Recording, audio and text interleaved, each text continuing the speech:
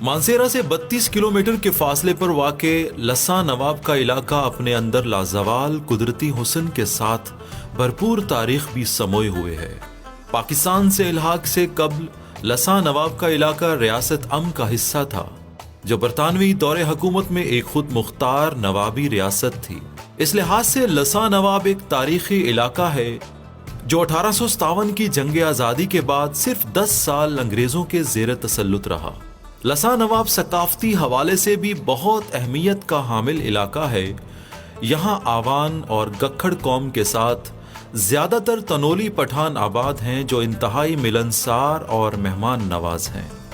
یہی وجہ ہے کہ مقامی لوگوں کی کاوشوں سے لساں نواب کا تاریخی و ثقافتی علاقہ اپنی قدرتی خوبصورتی اور دلکشی کے باعث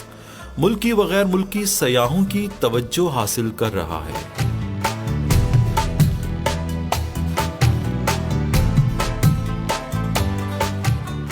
جی، اس وقت ہم ڈسٹرکٹ مانسیرا کی تحصیل مانسیرا اور جس علاقے میں ہم موجود ہیں یہ تناول ہے۔ کل کی اسٹیٹ اور آج کا تناول جو لساں نواب کے نام سے بھی مشہور ہے وہاں پر ہیں۔ ہسٹری کے اوپر بات کریں گے، ٹورزم اور ڈیولپمنٹ کو فوکس کریں گے۔ ہمارے ساتھ مقامی لوگ موجود ہیں اور اس میں سے ایک جرنلسٹ بھی ہیں سلار خان، جو ہمیں تھرو آؤٹ اسٹیٹ سے لے کے آج کا تناول ہے اس کے بارے میں بتائیں گے، تو انہی سے ہی گفتگو کا آغاز کریں گے۔ سلار خان، سب سے پہلے ہمیں بتائیے گا، تھوڑا سا آتے ہیں ہم ہسٹری پر، اسٹیٹ کب شروع ہوئی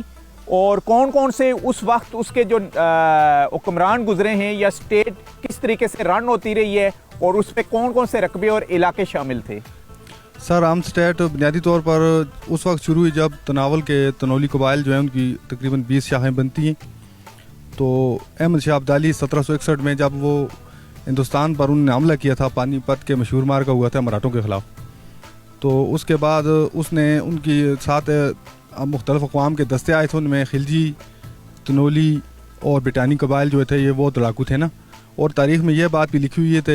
ہوئی ہے کہ جب مراٹھوں کے خلاف احمد شاہ ابدالی کی فوج شکست کھا رہی تو انہوں نے اپنے جو 3 ریزرو دستے تھے ان کو بچا کے رکھا تھا، تو وہ بڑا خوش ہوا ان دستوں سے، انہوں نے ان کو نظام پر زمینیں اور جائیدادیں بھی عنایت کی سوات کے علاقے میں، اور اس کے بعد ان کو یہاں پر اپنی وہ جو چونکہ اٹک تک احمد شاہ ابدالی کا جو تھا وہ حکومت تھی نا، یہ تناول کا جو قبیلہ تھا یہ پہلے سوات میں آباد ہوا، پھر یہ تربیلا کے مقام پر کچھ عرصہ رہا خانہ بدوش کی حالت میں، پھر اس کے بعد یہاں پر جو ہمارا تناول ہے 4000 مربع کلومیٹر پر کم و بیش ہے، اس پر ترک قوم کی حکومت تھی، تو ان سے بزور تلوار شمشیر کے یہ علاقہ جو ہے انہوں نے فتح کیا اور یہاں پر اسٹیٹ آباد کیے، اور بعد میں اس کی ایک ریاست 1885 میں اسٹیٹ پھڑلا جو ذیلی شاہ ہے وہ ہوئی ہے۔ یہاں پر 2 ریاستیں تھیں۔ یہ بتائیے گا کہ اسٹیٹ کا دورانیہ کتنے سالوں پر محیط ہے؟ سر، یہ 1860 سے شروع ہوتا ہے نا بیسیکلی، جو نواب پینداخان ہے وہ 1857 کا حکمران ہے، اس کے بعد اس کے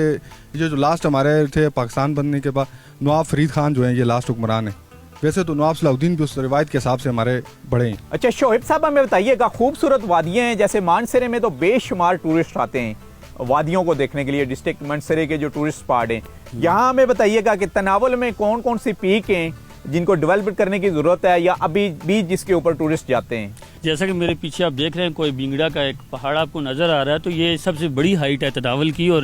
جون جولائی کے مہینے میں بھی اگر آپ جائیں تو یہاں پہ آپ کو برف مل سکتی ہے۔ یہاں پہ کچا ٹریک موجود ہے، پکا نہیں ہے، کچا ٹریک ہونے کے باوجود یہاں پہ ہزاروں کی تعداد میں ٹورسٹ جو ہے نا وہاں پہ جاتے ہیں، اور لوکل زبان میں اسے ہم سری کے نام سے یہ جانی جاتی ہے۔ اچھا، اور ہائکنگ کے شوقین جاتے ہوں گے یہاں پر؟ ہائکنگ کے شوقین تقریباً سال کے 12 مہینے یہاں پہ جاتے ہیں۔